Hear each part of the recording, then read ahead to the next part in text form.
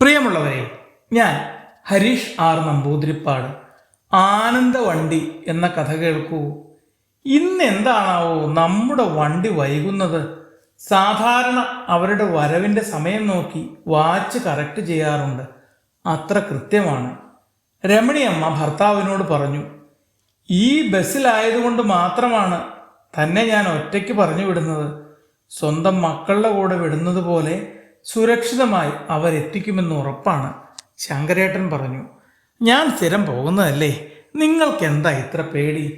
അതുപോലെ അല്ലല്ലോ ഇന്നത്തെ കാര്യം, സൂക്ഷിക്കണം. അപ്പൂപ്പൻ സ്വരം താഴ്ത്തി പറഞ്ഞു.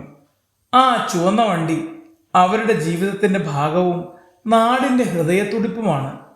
ഡ്രൈവർ രാജപ്പൻ ചേട്ടനും കണ്ടക്ടർ രാജേഷും അന്യദേശക്കാരാണെങ്കിലും ഇന്നാട്ടുകാർക്ക് സ്വന്തം കുടുംബാംഗങ്ങളെ പോലെയാണ്. എന്ത് പറ്റിയോ എന്തോ, കണ്ടില്ലല്ലോ? കൈക്കുഞ്ഞുമായി ബസ് കയറാൻ നിൽക്കുന്ന അമ്മയ്ക്കും ആദിയായി. പറഞ്ഞു തീരും മുമ്പ് ബസ് സാവധാനം അവരുടെ അരികിൽ വന്നു നിന്നു. ഒന്നും പറയണ്ട, വല്ലാത്ത ബ്ലോക്ക്. ഓണത്തിരക്ക് കഴിഞ്ഞെങ്കിലും വഴിയിലെ തിരക്ക് കുറയുന്നില്ല. കണ്ടക്ടർ അവരോട് പറഞ്ഞു കൊണ്ട് ബെല്ലടിച്ചു. അതെ, ഞങ്ങളെപ്പോലെ ചുരുക്കം ചിലർക്ക് മാത്രമേ വാഹനം സ്വന്തമായിട്ടില്ലാതുള്ളൂ. ബാക്കിയുള്ളവർ ഇഷ്ടപ്രകാരം വാഹനങ്ങളുമായി ഇറങ്ങുമ്പോൾ നമ്മൾ കുറച്ച് കാത്തു നിൽക്കാതെ പറ്റില്ലല്ലോ. കണ്ടക്ടറുടെ തൊട്ടടുത്ത് സീറ്റ് കിട്ടിയ മാത്തുക്കുട്ടി ചേട്ടൻ പറഞ്ഞു. ആള് കുറഞ്ഞു തുടങ്ങി, ഈ റൂട്ട് ചിലപ്പോൾ ക്യാൻസൽ ചെയ്യും. കണ്ടക്ടർ ആരോടൊന്നില്ലാതെ പറഞ്ഞു.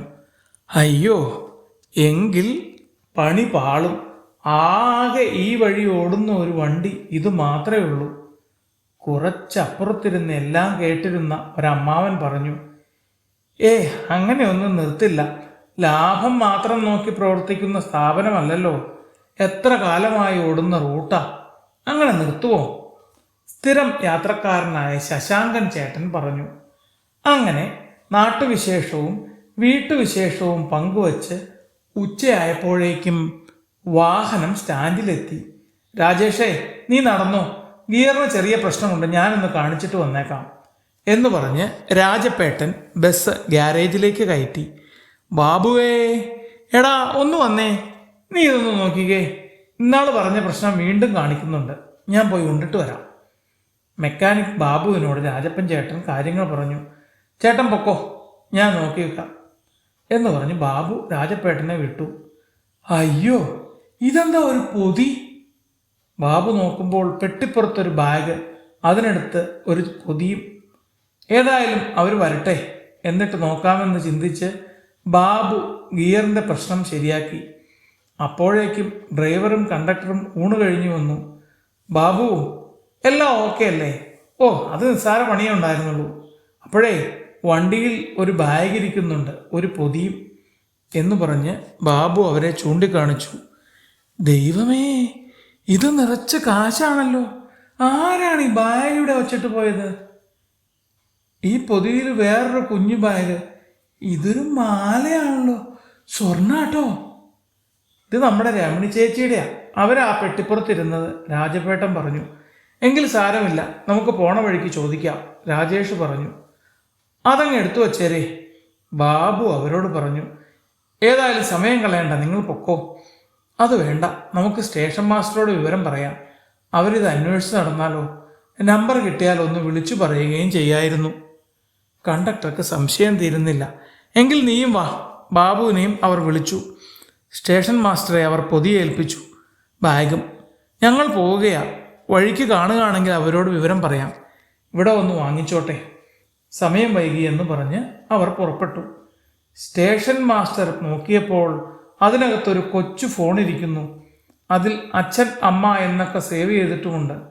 ഹലോ, ഞാൻ തൃശ്ശൂർ സ്റ്റാൻഡിൽ നിന്നാണ് വിളിക്കുന്നത്. എന്തെങ്കിലും ഒരു പൊതിയോ മറ്റോ ബസ്സിൽ മറന്നു വച്ചിരുന്നോ?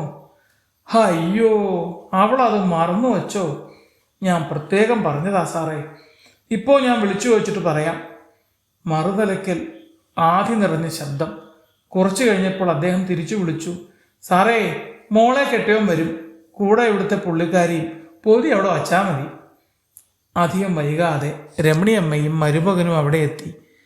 ബാഗും പൊതിയും ഏറ്റുവാങ്ങിക്കൊണ്ട് അവർ പറഞ്ഞു, ഞാൻ അപ്പോഴേ പറഞ്ഞില്ലേ ആനവണ്ടി നമ്മളെ ചതിക്കില്ലെന്ന്. കണ്ടോ, വീട്ടിൽ വച്ച പോലെ സുരക്ഷിതമായി ആ വണ്ടിയിലിരുന്നത്. അവർ അന്വേഷിച്ച് നമുക്ക് കൊണ്ടുതരികയും ചെയ്തു. അതാ ഞാൻ പറഞ്ഞേ. കിതച്ചുകൊണ്ടാണെങ്കിലും ആത്മവിശ്വാസത്തോടെയാണ് അമ്മ അത്രയും പറഞ്ഞത്. സാറേ, രാജേഷിനോടും രാജപ്പനോടും പറഞ്ഞേക്കണേ ഞാൻ വന്ന് പൊതി മേടിച്ചുകൊണ്ട് പോയെന്ന്.